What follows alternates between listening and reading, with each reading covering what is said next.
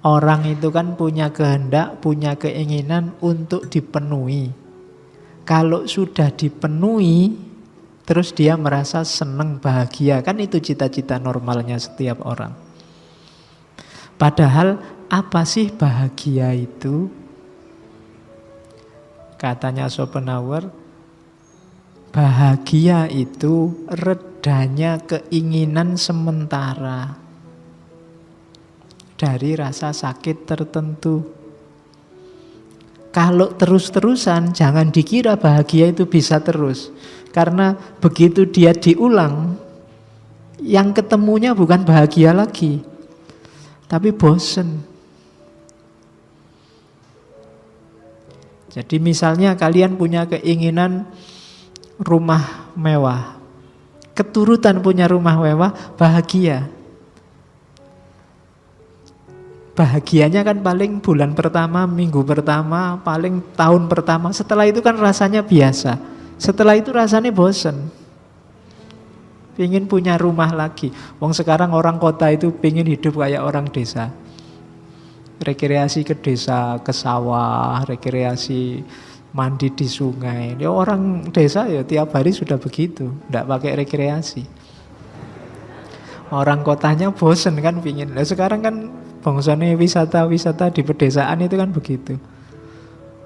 Tidurnya di tikar, kemudian outbound, itu kan main-mainnya. Kalau orang desa kan ya setiap hari memang begitu, tidak pakai outbound. Simbahmu itu outbound tiap hari di kampung, tidak pakai outbound-outboundan tiap hari, yo nyemplung neng sawah, yo mandi di kali.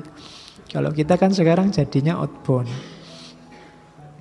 Kenapa bisa begitu? Ya orang di sana sih mimpi kayak orang kota, bisa jalan-jalan ke kota, bisa hidup kayak orang kota yang mewah, apa-apa ada. Yang kota pengen ke desa, kenapa? Bosen. Jadi bahagia itu ujungnya kebosanan. Terus muncul keinginan baru. Jadi ternyata bahagia itu bukan terpenuhinya keinginan, tapi redanya keinginan sementara. Sementara terpenuhi itu reda, tapi terus kalau dinikmati lama-lama jadi bosen. Kan sering saya ilustrasikan, seenak-enaknya makan itu di piring pertama, diulang lagi piring kedua kamu sudah mulet-mulet, piring ketiga sudah puyeng kamu makannya, piring keempat muntah. Kenapa? Ya itulah semua kenikmatan, semua keinginan itu lahirnya nanti kemuaan, kebosanan. Jadi ternyata hidup ini malang sekali. Kita hidup adalah bolak-balik antara penderitaan dan kebosanan. Menderita ketika keinginan belum terpenuhi, ketika terpenuhi ketemunya malah kebosanan. Waktu jomblo belum punya pacar, mimpi-mimpi enak sekali kalau punya pacar bisa macam-macam. Begitu punya pacar, paling jarak berapa bulan, setahun, 2 tahun mulai bosen. Ada yang lain lebih cakep mesti ya rodo ngelirik-ngelirik. Nanti diteorikan juga itu oleh Schopenhauer. Jadi itu yang dimaksud universal pesimis. Ternyata hidup itu ndak enak. Katanya siapa hidup itu enak? Orang bisa seneng-seneng dalam hidup, tapi pasti ndak lama. Di titik tertentu dia bosen, terus ingin yang lain. Sakit lagi, ndak terpenuhi, terus terpenuhi lagi, sakit lagi, dan terus begitu. Jadi antara bosen sakit, bosen sakit. Itulah hidup kita, katanya Schopenhauer. Pokoknya kalau belajar Schopenhauer itu hidupnya jadi surem. Jadi tidak ada ceria-cerianya. Allah hidup ini sumpah, karena dia sendiri juga cara berpikirnya agak suram, agak pesimis. Berpikirlah positif. Mungkin jawabannya berpikir positif gimana? Wong kuliah ndak lulus-lulus, pacaran duwe, misalnya contohnya begitu. Kamu kan mesti yang kamu tampilkan kan keinginanmu yang belum terpenuhi. Diceramai kiai jamaah yang berbahagia, bahagia gimana? kan? Tesis ora dadi-dadi. Duit entek misalnya. Kamu kan selalu begitu. Kenapa kamu mengeluh? Tuntutanmu banyak, keinginanmu banyak, tidak ada yang terpenuhi. Jadi itulah malangnya kehidupan kita. Makanya terus jatuhnya ke universal pessimism. Pesimis yang universal. Jadi dengan kacamatanya Schopenhauer ini berarti hidup kita memang sifatnya gelap, ndak enak, sumpek. Oke, sekarang dia juga ngasih resep. Ada sih jalan keluar, biar ndak sumpek-sumpek amat. Ada jalan keluar sementara, ada jalan keluar permanen. Ada untuk mengatasi penderitaan, jalan keluar pertama adalah lewat jalur estetik atau seni. Beruntunglah orang yang punya sense estetika tinggi. Karena seni itu katarsis dari banyak penderitaan yang melampaui ruang dan waktu. Coba diingat-ingat, waktu kalian dekat sama seni, apakah itu gambar? Yang pintar gambar, waktu gambar, itu kan semua penderitaan lenyap. Waktu kalian dengerin musik, musik itu musik paling seni paling tinggi bagi Schopenhauer. Itu kan segala penderitaan, keinginanmu kan terlampaui. Lupa waktu asik joget dangdut apa, waktu asik mendengarkan musik apa, itu kan kamu terbawa terus melayang terus kayak ndak ada masalah aja. Itu seni. Yang asik gambar, yang asik mahat, yang asik bikin puisi. Itu kan seolah-olah semua problem, semua keinginan itu sudah luntur, tidak ada artinya lagi. Makanya kadang-kadang untuk meredakan stres itu kan kita disuruh mendengarkan musik. Karena musik punya daya katarsis, daya membersihkan. Jadi untuk mengatasi penderitaan ada jalan pertama, yaitu jalan estetik, seni. Seni ini biasanya punya karakter bentuk yang bebas, tanpa kepentingan dan kontemplatif, melahirkan kejernihan berpikir. Itulah seni. Jadi kita dibersihkan, kemudian di senilah kita bebas. Seni itu termasuk kebebasan karena orang tidak bisa memaksa dirinya suka seni tertentu yang dia tidak suka. Selalu sifatnya bebas. Jenis musik yang disukai apa? Kalau sukanya dangdut dipaksa suka jazz apa blues ya tidak akan mungkin.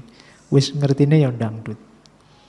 Pokoknya Via Valen sama siapa? Iya loh, hafalanmu bodoh berarti.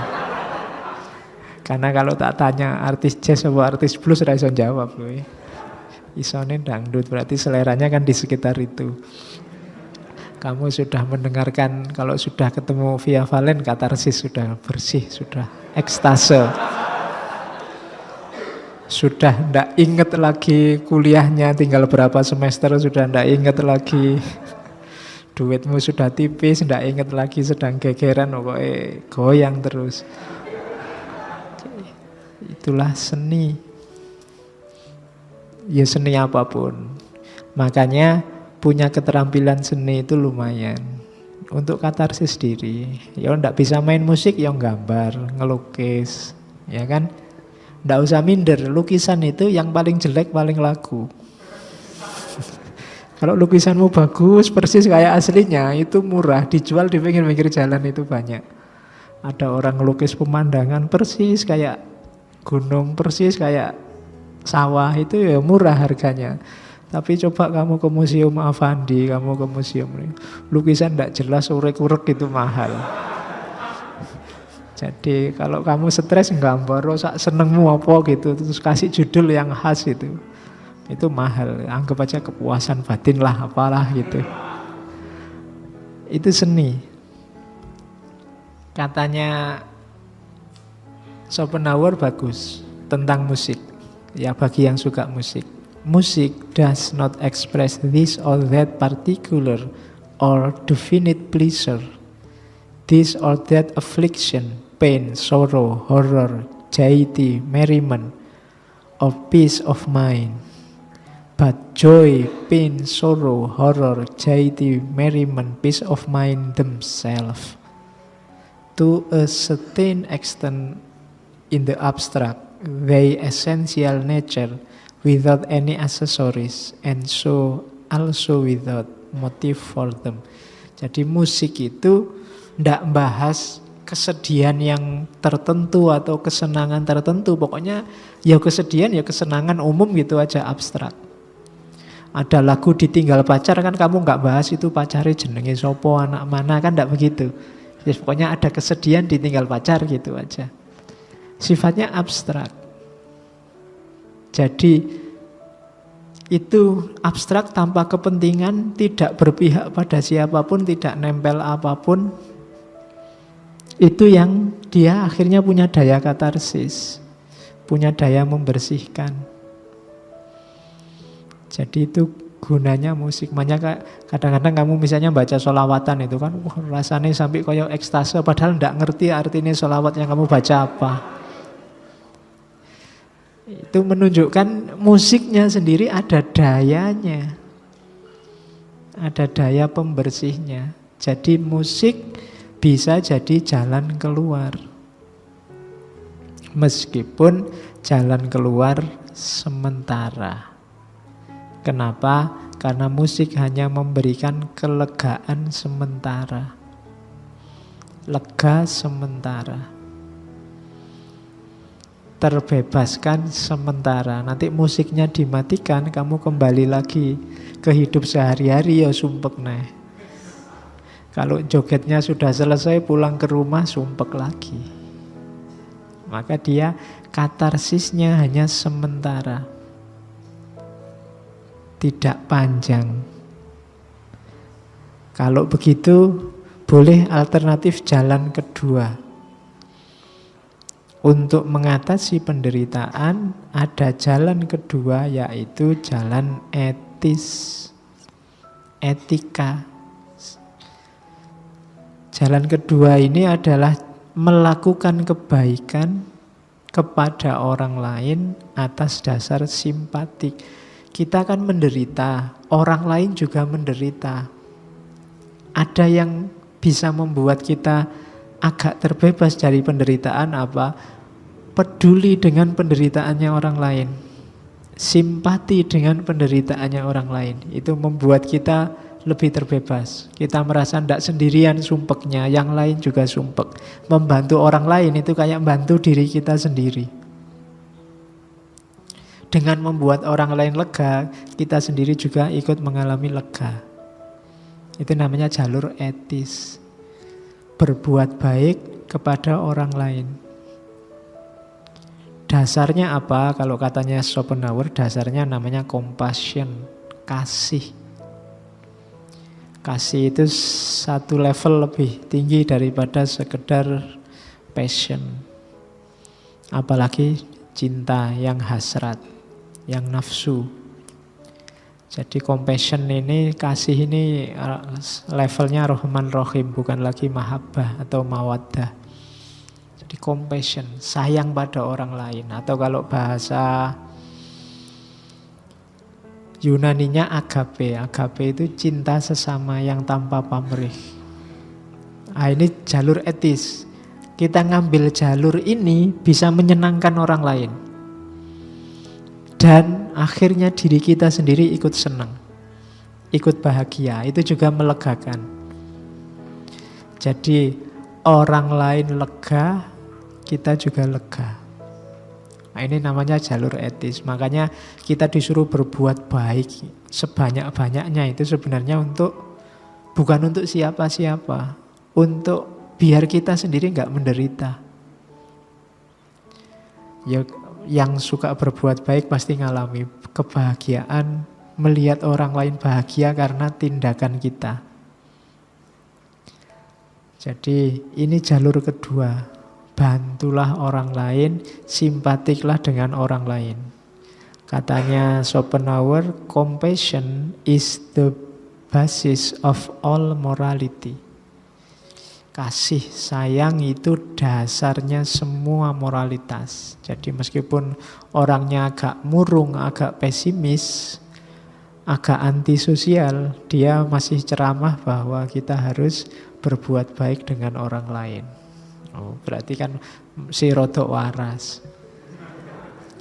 Meskipun cara mikirnya agak muram, agak suram. Cuma ada cumanya ternyata, compassion ini sebenarnya seni juga begitu, tidak akan bisa menyembuhkan penderitaan kita secara total. Kenapa? Karena masih terikat dengan kehidupan. Selama masih terikat dengan kehidupan, masih ada will tadi. Selama masih terikat oleh will, kita masih menderita. Sekarang saya agak menderita karena haus. Terus minum. Bismillah, minum dulu.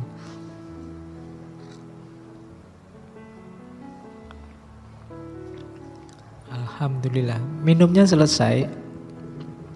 Kan tidak selesai, masih ada penderitaan baru muncul. Yo, ngajinya masih terus lagi berarti. Masih belum selesai capeknya, masih ada lagi, selalu begitu. Kalian jangan dikira, Pak saya pengen ndang selesai tesisnya, ndang ujian, ndang bebas. Jangan dikira. Begitu tesismu selesai, ada lagi keinginanmu. Waduh, kawinnya kapan Pak terus? Ya kan, kawin nanti. Wah, pengen juga dapat kerjaan ya Pak. Kerjaannya gimana? Jangan dikira, seneng-seneng wisuda paling sehari. Mungkin ya gak sampai sehari, 1 jam, 2 jam. Ya kan? Atau ya hanya pas dalam ruangan wisuda itu aja. Seneng, begitu keluar nambah masalah baru. Kenapa masalah baru muncul? Kamu punya keinginan baru. Karena ada keinginan baru ya penderitaanmu muncul lagi. Coba ndak usah ingin apa-apa. Setelah wisuda ngapain? Ndak tahu Pak, ndak ada target apa-apa. Ndak mikir, saya ndak punya keinginan apa-apa. Lu justru yang bahagia itu. Buktinya apa? Ada solusi ketiga dari Schopenhauer untuk kita bahagia beneran. Apa? Asketis. Asketis ini baunya kayak sufi karena memang ngambilnya dari ajaran Buddha. Jadi semakin banyak keinginan, kita semakin sakit. Berarti solusinya apa? Nggak usah pingin macam-macam. Jadi negasikan dunia. Say no to what. Jadi katakan tidak pada dunia. Nah, kalau orang bisa menidakkan dunia, jadi dia tidak ingin dunia. Bahwa dia punya dunia tidak urusan, tidak masalah. Tapi bukan itu keinginannya, dia akan tentram.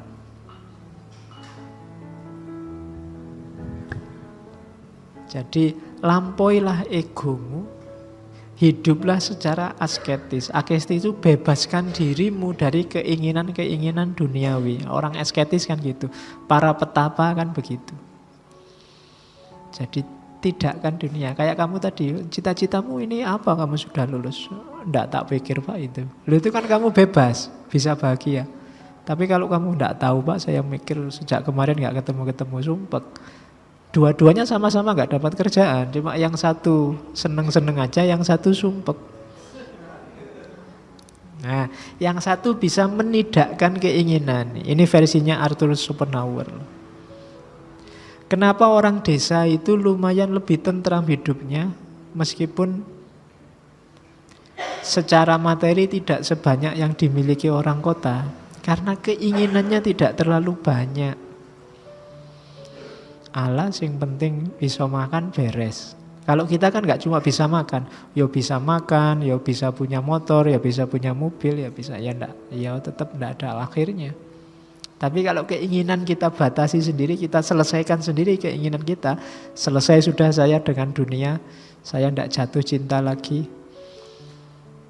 Dunia aku talak 3, kayak katanya Ali bin Abi Thalib itu kan. Ya dunya hurri ghairi fakot tolak tuka salah satan. Wahai dunia, godalah yang selain aku.